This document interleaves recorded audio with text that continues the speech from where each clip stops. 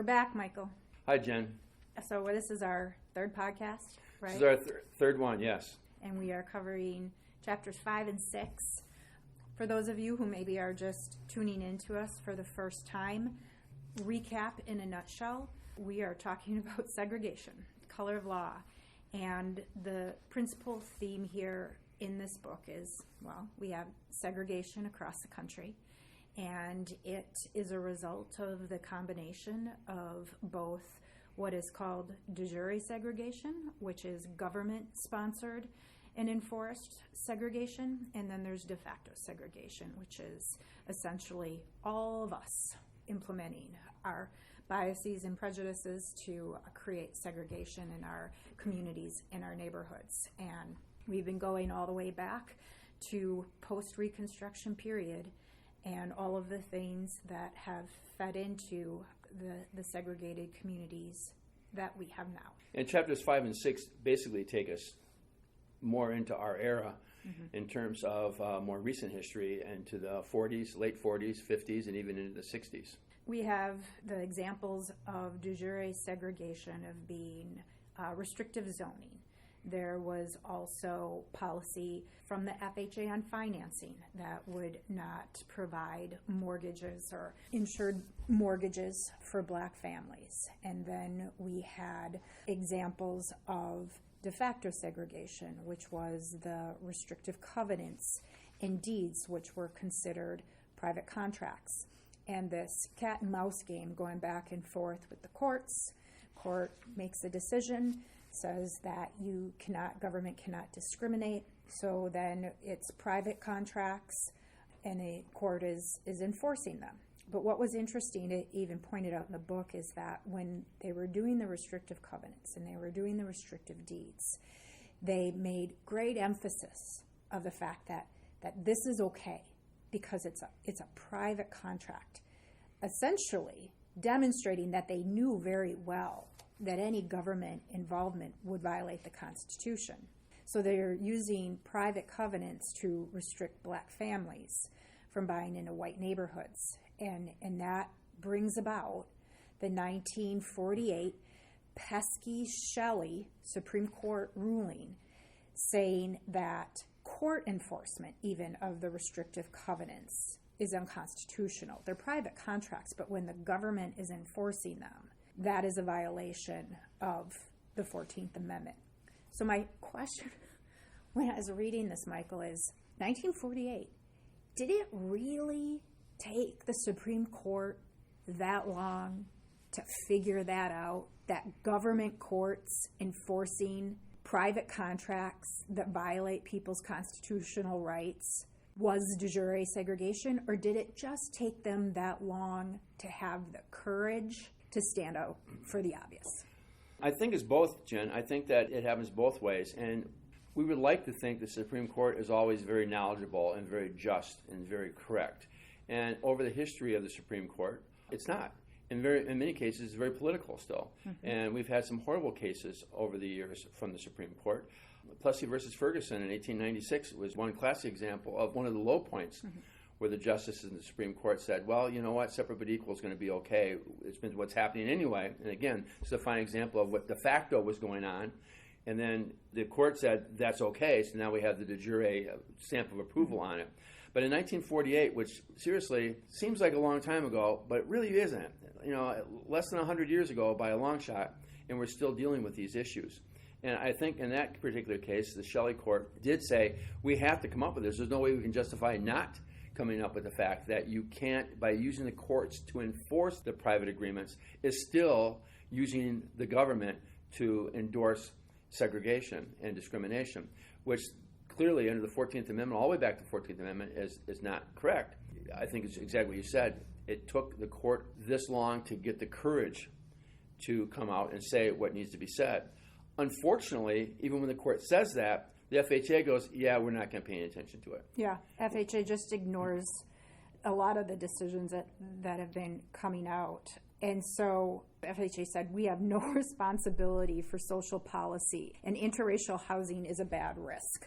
So the lawsuits continued, actually, with black families often being sued for penalties higher than the actual even value of the home they bought in a white neighborhood with restrictive covenants. That was an interesting one. Mm-hmm. That was where, and again, with Shelley, what became apparent was, and even before Shelley actually, they couldn't use the government, they couldn't use the police to kick the people out. Mm-hmm. But they could sue them in court civilly. In this particular case, they had restrictive covenants that said that if you did sell to a black family in violation of the restriction, then you would owe a $2,000 fine to the 8 closest neighbors. $2,000 each, the 8 closest neighbors, which was a $16,000 fine when the house was only $15,000 to begin with. So they put in such oppressive consequences that the people agreed to, because they didn't have any choice but to agree to it, that it became, in effect, enforceable where they didn't have to use the courts. They just said this is going to be it. And one of the things they said here, too, was even when Shelley says you can't use the courts to enforce the private agreements, they still put them in there anyway because they thought it was a deterrent for black families to move in, because they thought, well, if I move in here, maybe I can prevail, but I'm going to have nothing but problems, and it's cost me a fortune to kind of figure this out. So they just figured that would be a deterrent as well. So they continue to put them in there, even when they were no longer supposedly enforceable. Mm-hmm. They still were essentially enforced. So again, the courts are putting a wrench in things if private covenants and deeds are not necessarily legally enforceable by the courts. We need to find another end around, and that's where the book talks about the advent of neighborhood associations. We can do our own deterrent of black families moving in here. All of our favorite real estate toys kind of have this film of stink on them, Michael. Well, it was interesting, too, to see the progress that they made towards finding more effective ways to continue to enforce the restrictive covenants. Initially, they said, well, the only person that could enforce the restrictive covenant was the person who sold the property, and said, you can't ever sell this property to anybody that's not white. Well, if they did, then they would, that's the only person. They said, well, okay, now we're going to let a couple of the neighbors, because it affects the neighbors. They said, well, that's not really working, so now we're going to have this association, and now anybody in the association can bring a claim against them for that. So they were kind of trying to broaden the opportunity for people to challenge anybody of color moving into this particular restricted area. I also find it interesting that they found non-offensive language to address very offensive acts. Early in my career as a lawyer, I was involved in a real estate transaction on behalf of a buyer, and noticed by going through all the restrictive covenants that one of them said that this property shall only ever be owned or occupied by those persons of the Caucasian persuasion. They make it sound so nebulous, pleasant, yeah, but at the same time, basically they're saying no blacks. I call it word games. It definitely is word games, you're right. So now we're at 1950, and the FHA makes a decision that they will no longer be insuring mortgages with restrictive covenants that violate the 14th Amendment, promoting segregation. But asterisks, moving forward, any future mortgages that are tied to these restrictive covenants will not be insured, but they're still honoring all of the hundreds and hundreds and probably thousands of them that still exist. And when they came out with that order, they said it won't become effective until 2.5 months, which gave everybody an opportunity to immediately go, oh, maybe we better put those restrictive covenants in right now. Let's hurry up and get those in there. Yep.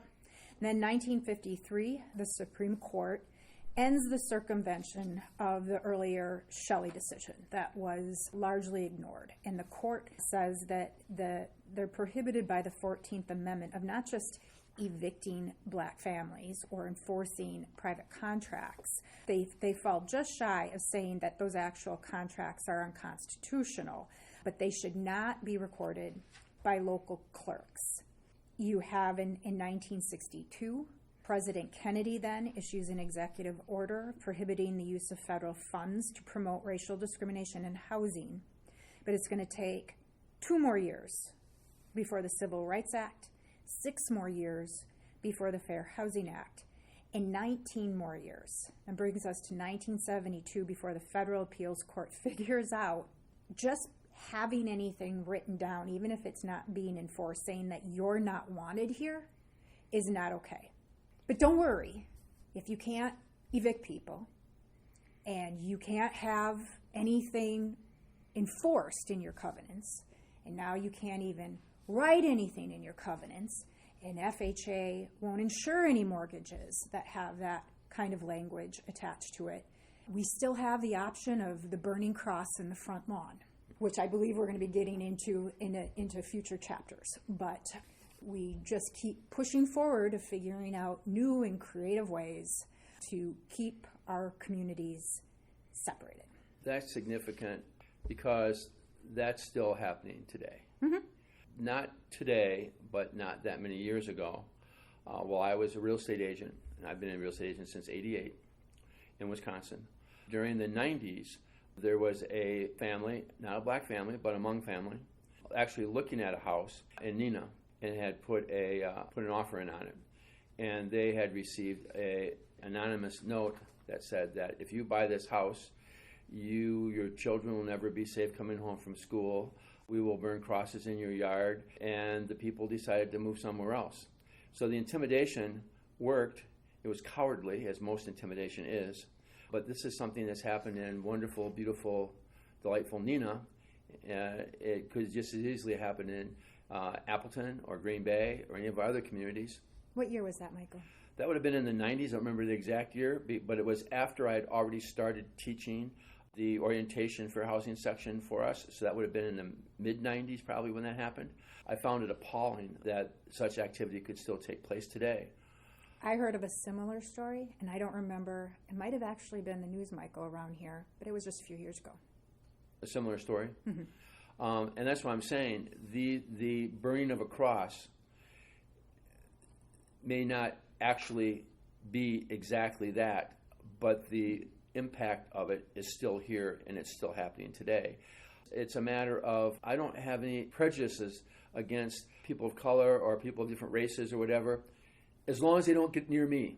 You know, they can live their lives and live them quietly and do whatever they want to do in their own place. But I don't want them around me. Just not in my backyard. That's exactly what we have. And we still have that situation that we're trying to deal with today. Yeah. And in fact, the restrictive covenant language, I found it fascinating to see all the different ways that people could find to put in the limitations and restrictions.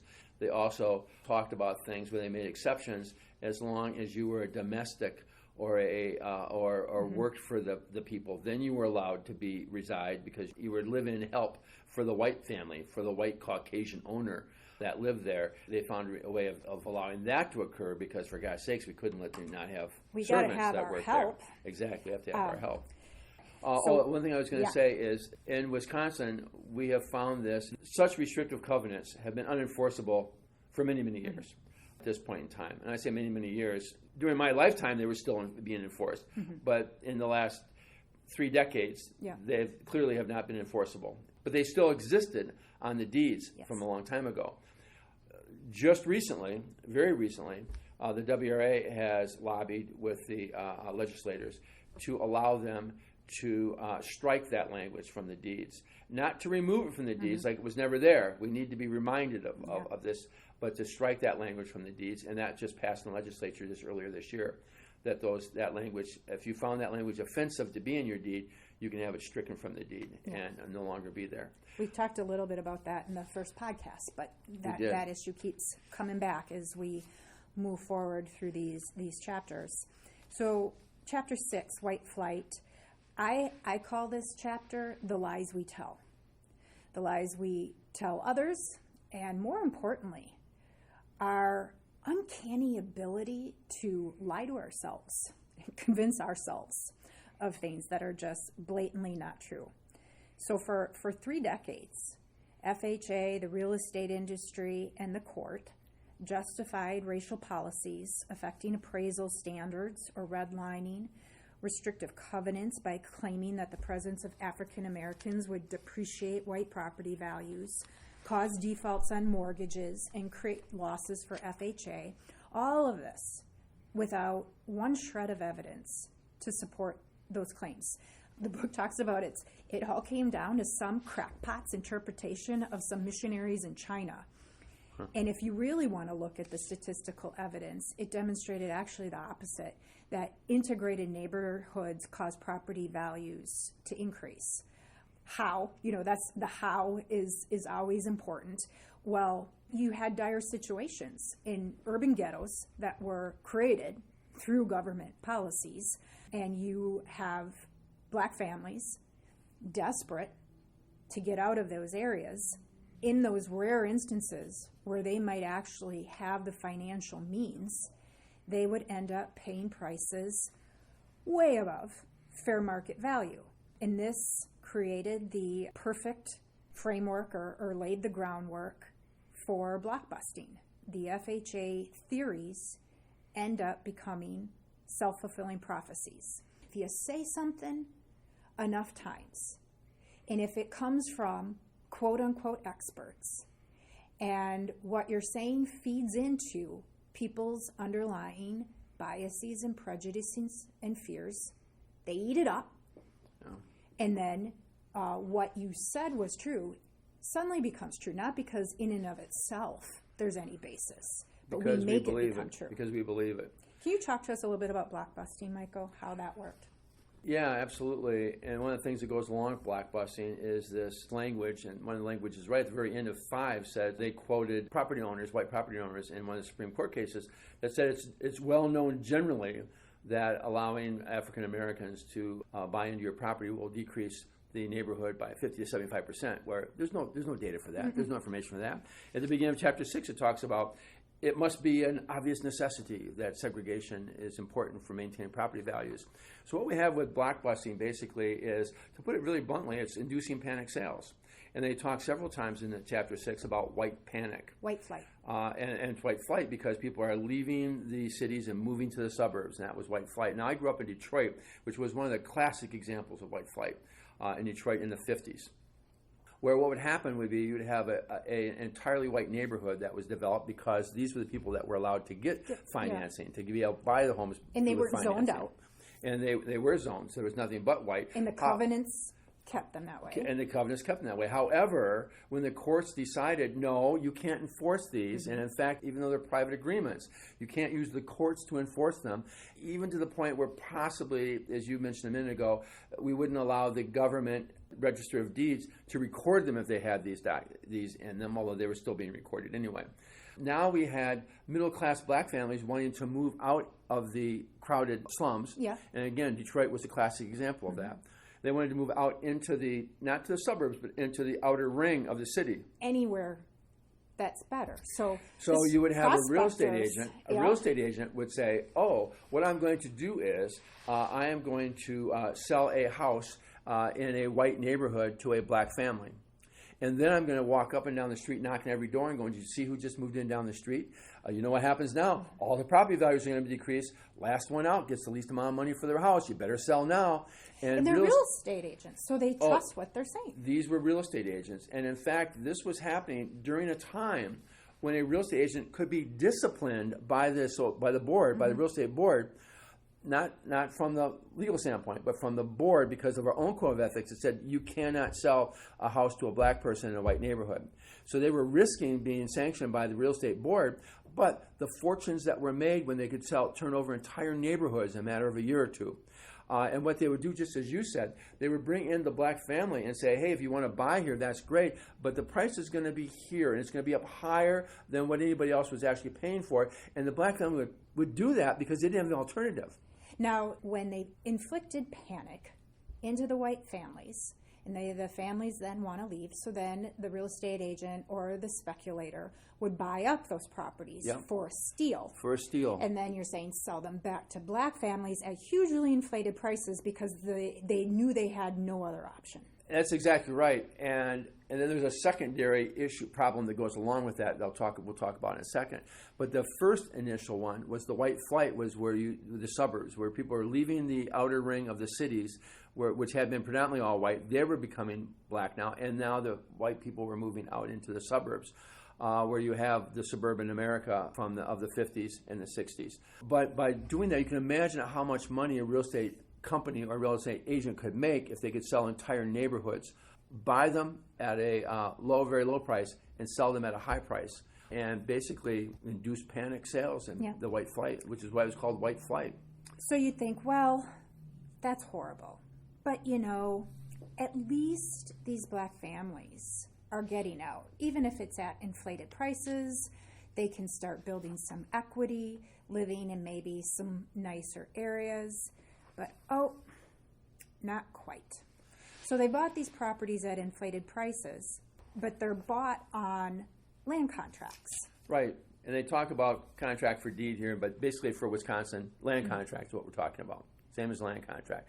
These are interest-only land contracts, which means they never gain any equity in the property at all. And if you are familiar with land contracts even today, remember, when you're buying a land contract, you don't get the deed until you've made all the payments, which means that it's very, very easy for the homeowner to evict you and get rid of you. And in Wisconsin, they call that strict foreclosure on a land contract, even today. Some jurisdictions refer to it as forfeiture, which I think is a more descriptive term because that's exactly what's happening in a land contract when you miss a payment. And also, even in today's world, I can't even imagine how bad it would have been back in the 50s. But in today's world, even, if you miss a land contract payment by 15 days or less in some cases, they foreclose on you. On the land contract. And because they still own the property, it's still in their name, the process is very, very simple. And the redemption period that these people have in order to come clean may be as short as a week. And that's in today's world. Mm-hmm. So back in those days, it was at least that bad. Worse because, again, it was because they were black and their rights were not being viewed favorably. Yeah. So they would lose. If they missed a payment. So in order to make sure they didn't miss a payment, they would take in boarders. They would bring in other family members. And now you get back to the same situation where you have the crowded schools, crowded neighborhoods. But Michael, it wasn't even a mispayment. It was a late payment. They could take the property back and did. And the book says that as much as, for instance, in Chicago, that was 85% of their sales to black families were set up that way. So because they had no alternative. They had no alternative. So they have these huge payments, inflated prices, no equity, struggling, like you said, to even make their payments, working double shifts, packing more people into their homes as renters to try and help carry those payment costs. So you have a lot more people now packed into these neighborhoods. And the book said that then results in a lot more students. And so then the schools were overwhelmed. And because the schools were overwhelmed, they went to half days. Well, now you have all of these kids where parents are working two jobs, both working double shifts, no one's supervising them. You have kids kind of running the streets, and this was the advent of our first gangs in many cases. Kids not going to school for half the day, no parents and adult supervision there. And now the neighborhood, again, starts to deteriorate. This self-fulfilling prophecy that if you have black families moving in an area, the whole area is going to deteriorate. It's not because there are black families there. It's because they've created these incredibly impossible situations for those black communities to survive, let alone thrive. It is. It becomes, as you mentioned before, the self-fulfilling prophecy, where it's like now the property values are less. The situation has been created. There's really no alternative. I mean, it's a natural consequence from that situation. You know, one of the things they talked about in the blockbusting aspect in the material were things, and again, I because of my background in law and being involved in teaching fair housing and orientation for quite a while, some of these things I was very familiar with. The idea of when they would first start to target a neighborhood, they would put a black woman with a stroller, have her walk down the street. They would have African Americans drive through the neighborhood in their cars with the radio blasting and basically create an atmosphere of, oh my God, what's happening? Oh my God, this is, it is going to be, I need to sell now. But the one thing that I read here that I had not been familiar with before was they said one particular real estate agent was actually hiring somebody to burglarize houses of white people in the neighborhood to make them think that the neighborhood was becoming, that crime is going up. They actually hired someone to do that, and I hadn't heard that one before. That was a new one for me. And the reality was they were creating that hell. And this was happening. It happened in Milwaukee. Now, I said my experience was Detroit because, frankly, I'm really old. I grew up in the 50s in Detroit.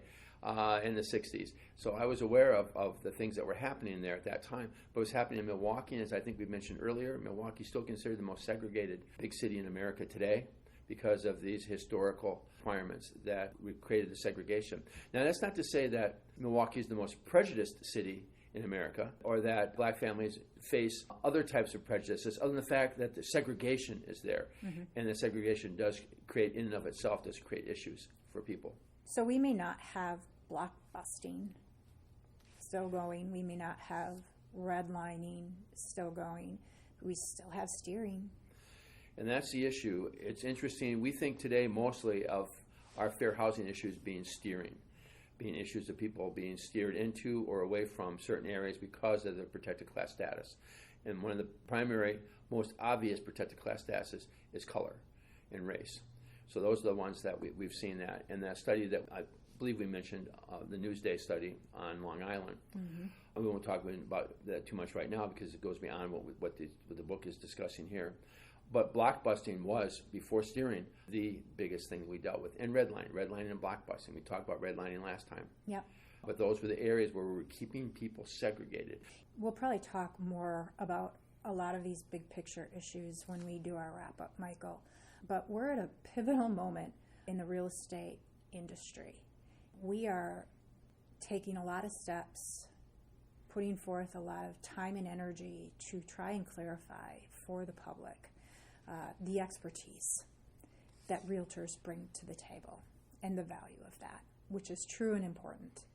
But with that comes tremendous responsibility, because when you are successful at convincing the public that you as individuals and professionals have an incredible expertise when it comes to home ownership and home value and all the other elements of real estate in a community, and you then build that trust, what you say matters, and it matters a lot, and it can have a tremendous impact on a community and how real estate impacts individual lives, and even things like discrimination in our community still this day, and the need to take that responsibility very, very seriously.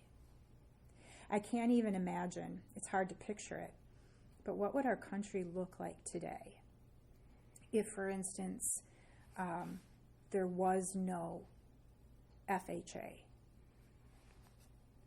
implementing discriminatory practices in how they issued mortgages, if there wasn't any restrictive zoning, if black families after Reconstruction were just allowed to live, were allowed to locate through metropolitan areas, if we would have had natural integration,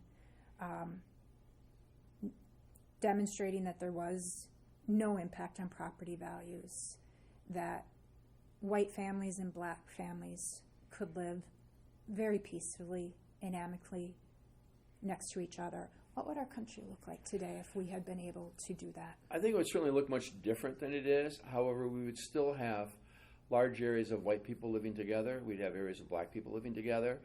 But the fact that we wouldn't have de jure segregation where the FHA, the government agency, wouldn't allow it to happen, I think we would have much more integration. It would be much more peaceful between the races today, I think, because we would have learned to live together over the years and not fear each other. Because separation also breeds fear.